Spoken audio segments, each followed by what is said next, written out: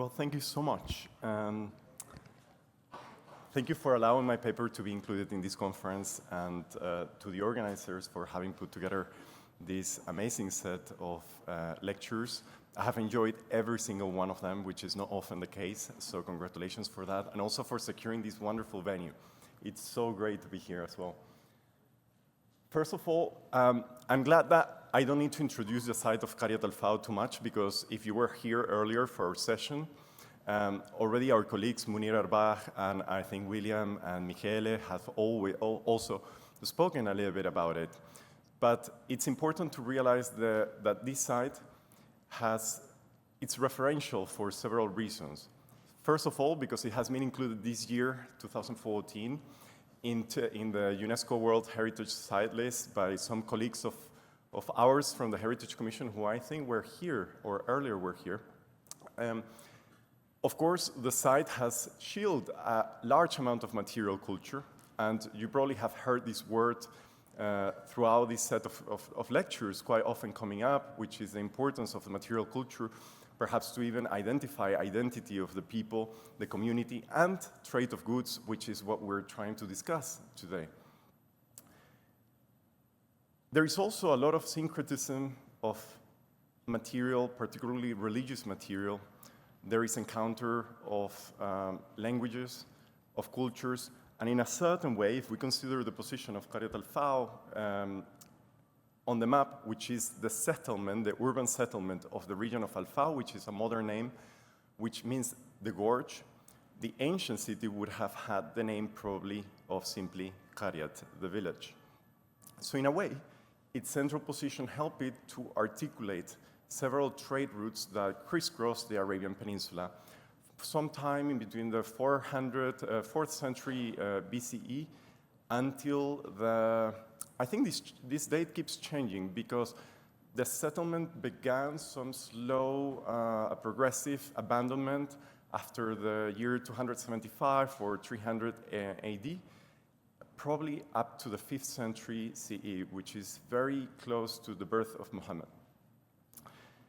And actually, let me just show you before that, like some images of the site, how it looks today, because what we call Al-Faw would be essentially an oasis, which has now dried up, reason why it probably was abandoned, but in Antiquity, it might have looked something like this, and you can see in the center, so the reconstruction of a structure that would have been known as the souk, or it was a sort of fortress. We still don't know if this acted as a caravanserai, or if it actually was a cultic complex. What I think, I mean, having come from the study of Islamic material culture and the late antique culture, the site is referential not only because of the study of aquifers, of the natural environment, it's because of this, the art of the city. And I think the best way to engage with the general public is through this type of material, essentially with the art. And this is how you can get new people to be fascinated about a site, despite any other archaeological discussions that you want to have about it. And the issue we have here in Qaryat Al-Faw is that there's a huge admixture of the origin that these objects may have been made. I will show you just briefly some of them. We have this larger than life-size sculpture made out of bronze, quite damaged right now, but it bears some imprints of what we could call Greco-Roman culture. We also have gold jewelry, quite a lot of it. In this case, I think this has some glass or enamel, probably glass. Very difficult to ascribe a stilem or a morphology to each of them. We have more Greco-Roman material, a sculpture of Heracles, which was shown earlier today. We have a figure in faience of the Egyptian god Bes, which, by the way, I learned very recently that Bes was believed to be an Arabian deity that arrived to Egypt at some point in its history. And then we have mural painting, quite a lot of it. This one is the most prominent one. It features in a lot of catalogs, in the Rose of Arabian catalog, and even it's the cover of a book called The Emergence of Islamic Art. We have also some others that show us perhaps a glimpse of what the people of Qaryat Al-Faw may have looked like and how they operated, and I find it very I don't know if no, this doesn't work. So you have a figure of a horse sort of looking upon a figure who is reclining on a couch, and this sort of female on the left with a pomegranate at the bottom. So quite elusive, its identification. Then what the project I'm right now carrying on at Oxford University, it's essentially trying to assess these objects to come with a clearer picture of the trade routes and the way also that the craftspeople who created them, how they operated. Because I'll get to these questions in a bit, but who were making them? Were they made locally in Qaryat Al-Faw, or were they being exported and imported? So this is just very generic in terms of just to show you the problem, is that when we read generally in catalogs, this material is Greco-Roman. Greco-Roman, it's a term that it's very broad. I mean, it could be Greco-Roman from Rome, it could be from somewhere in the Aegean, it could also be from Egypt or from Mesopotamia, and even from India, from the region of Gandhara. So we have a lot of material that, based on some diagnostic features, we could more clearly start to identify and position into these sort of clusters. Although this is just the beginning, so this is very preliminary what you see on the screen. And by the way, this is not all the material that there is in Qaryat Al-Faw. This is just the published material.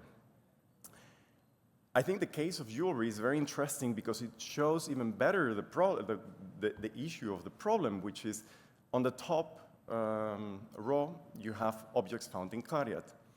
And I remember, where is Leila? Leila, here, that she pointed earlier this year at the Arabian seminar when I was showing one of these bracelets, that one of these bracelets had also been found in the region of Madain Saleh. It's true. But then I also found that this similar bracelet has been found in the region of Yemen. So how can we identify what objects are essentially made by a group of people, considering that there is movement of craftspeople? Skilled craftspeople need to be brought in, and they travel. Even painters, we know that in the Roman world and sphere, they would be called pictori peregrini. So they would have their set of paintings and tools, and they would travel through the Roman Empire and beyond, wherever there was a patron who could pay for the goods. Here in the map, you have some of the connections or hypothetical connections that unite Qaryat Al-Faw with the region. I still have, and by the way, I have to apologize because today I will be actually sharing more questions than answers with you, which is how these networks operated and how they crossed through Qaryat Al-Faw. It's not yet crystal clear to me.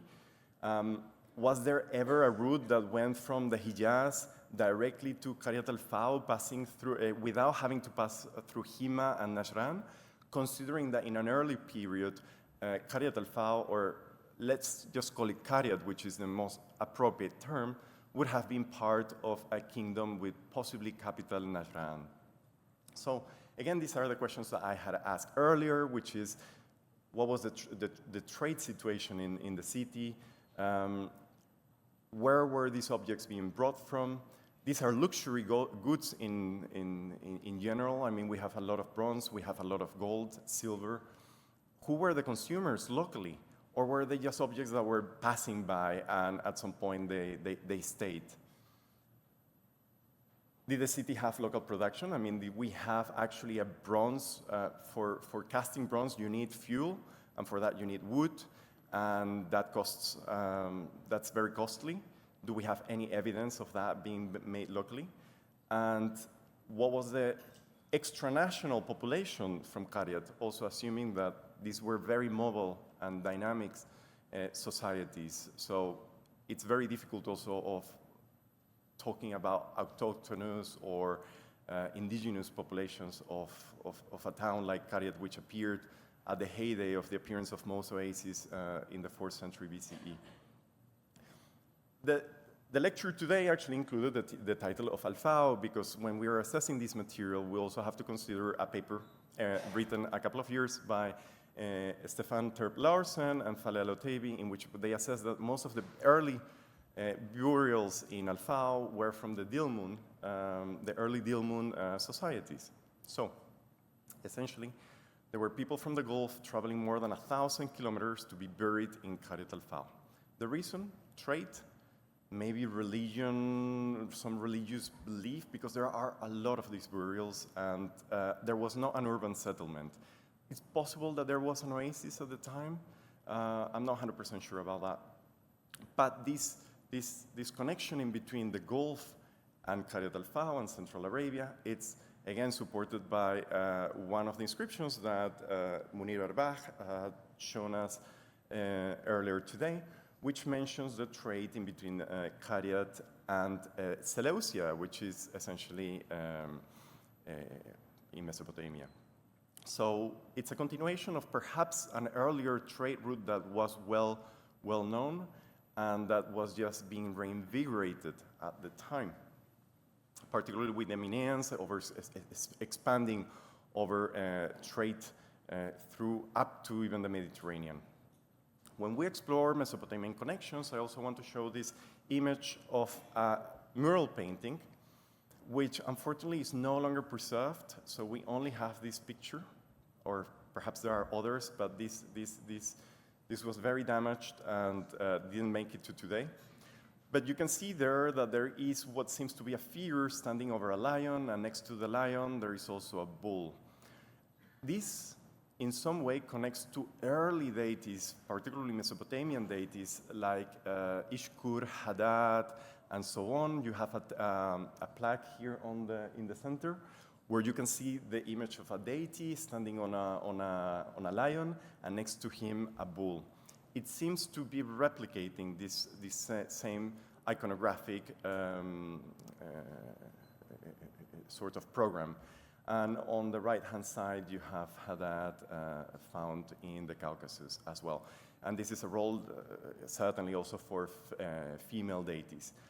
By the way, the inscriptions you see in South Arabian over the wall, the mural, I think I translated them back in the day as one of them says, the one next to the lion says, Bin Umayyad, so the son of Umayyad, and the other one, Bin Al-Fad, I think. So interesting, when we assess all these mural paintings and images, the names and the calligraphy, what's written on them, has no relation whatsoever with the image represented. So also raises the question, why were they putting their name there? The names of Qaryat, again exploring these Mesopotamian connections, are interesting because earlier names appear locally to have been Qaryat Talo, the Red City, more simply Qaryat, or Qaryat Kahal, the city of the god Kahal. And Kahal, the way I'm pronouncing it, it's just an assumption because we don't know what the name would have been in the past. So earlier this year, I was working on trying to identify or learn a bit more about this figure, which the inscriptions bearing his name appear all over Arabia. And there are something quite relevant about Qaryat Al-Faw is that they also produce their own coinage in silver. So this was becoming a quite wealthy oasis that had enough commercial fuel to actually coin and mint their own coins. And their coins have the monogram of the god Kahal, but they also have inscriptions, which are the ones that I have added there. And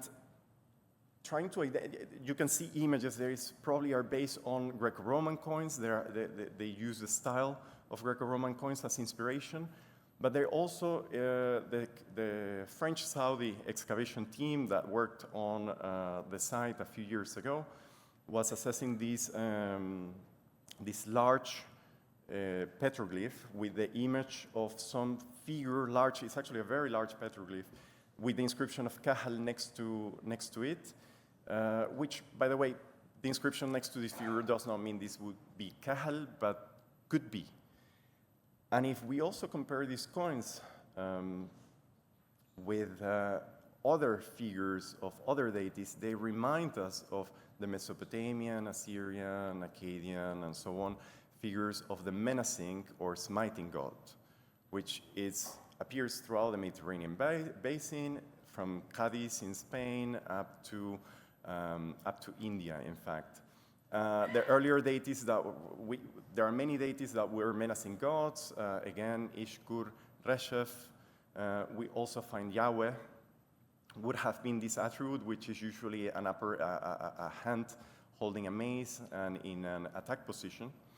And in some, I mean, we could also see this small figure on the left, which is, it's an offering, but once again, this figurative principle that appears over and over in Cariat. So earlier, Michele spoke a bit about the role of Heracles in Arabia. In one way, through connections in between gods that I don't have time today to explain, is that these figures might connect with Melkart, Reshef, and once again with Hercules through different processes of incorporation, adaptation, syncretization, and so on. And possibly we could hypothesize that they had also some interpretation in the south as the god Al-Makka, Il-Mukahu, and so on. The earlier period, I mean, the earlier period of architectural development in Cariat, which is called Phase 2, it's notably South Arabian in style.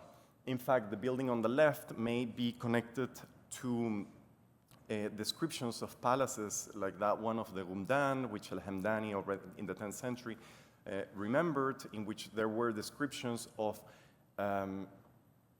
bronze animals positioned at the top of towers that would channel the air and make sound, and it seems to be what's happening somehow in this mural.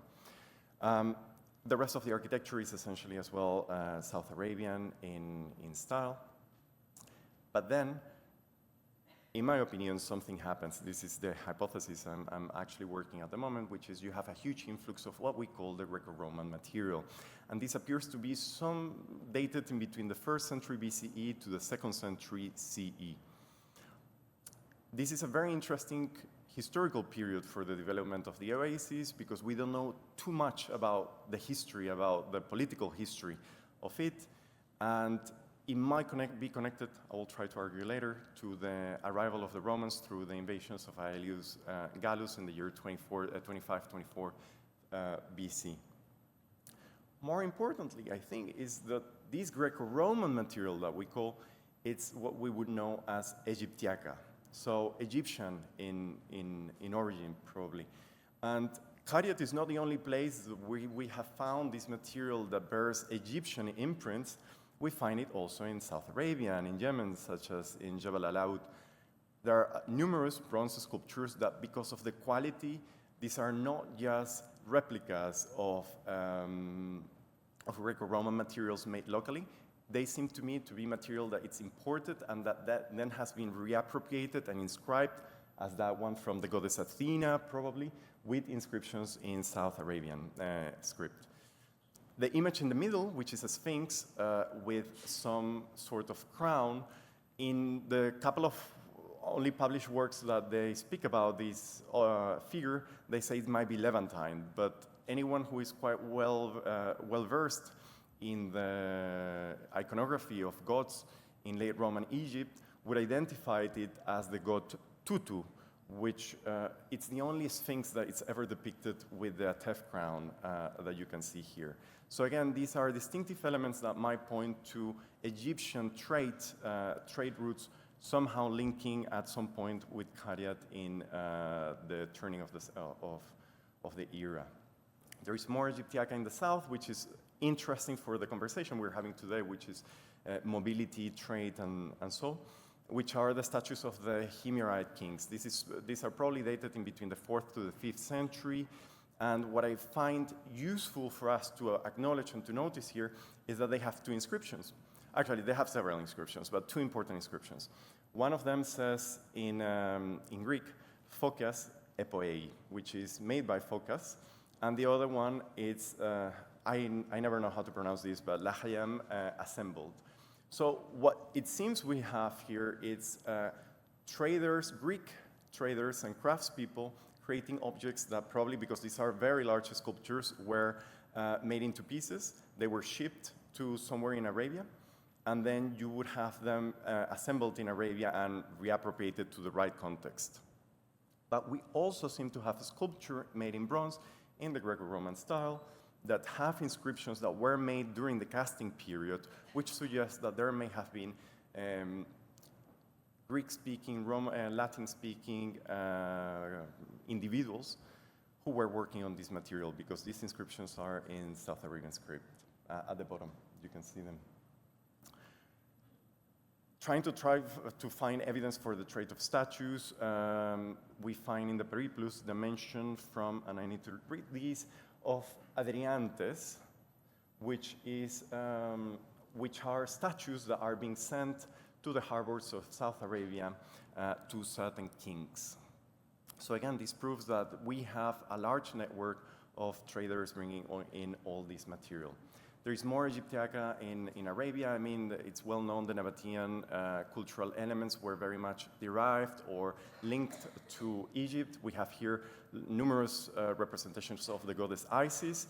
And in Cariat, we also have inscriptions with the name of Isis. We have figures that are clearly representations of the goddess with her baby Horus or Harpocrates.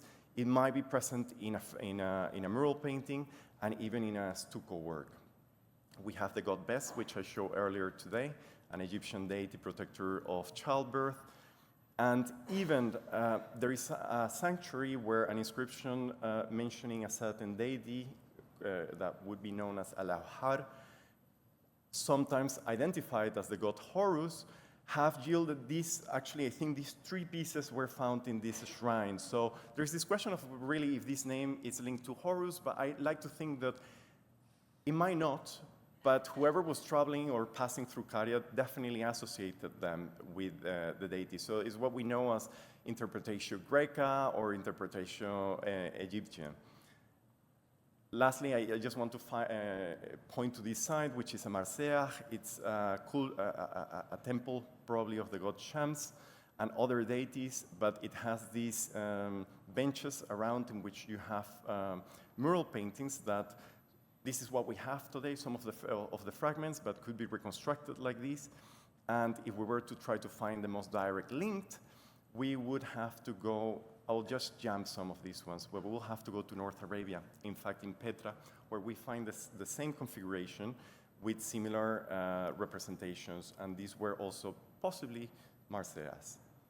In Shabwa, we also have frescoes that were likely made by Egyptian craftspeople. Although that can be argued. Again, the links between Cariat and Coptos might be, if we're trying to find the Egyptian connection, might be through the site of Coptos, a very important emporium that was sacked and destroyed in the year 235, I think, AD, which is more or less the same time in which Cariat ceases to be an active center. So it would be interesting to explore the connections with the site.